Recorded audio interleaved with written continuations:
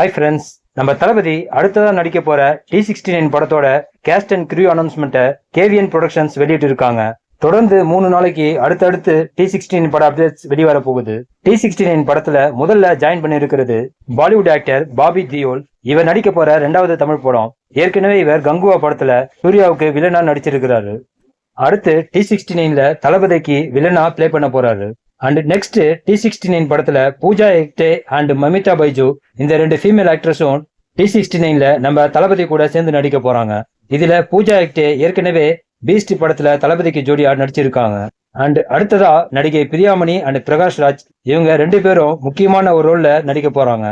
வாரிசு படத்துக்கு பிறகு பிரகாஷ் ராஜ் T69ல தளபதி கூட சேர்ந்து நடிக்க போறாரு. இந்த மாசம் நடக்க போற தாவேகா மாநாடு முடிஞ்சதும் T69 பட ஷூட்டிங்கை ஸ்டார்ட் பண்ண போறாங்க.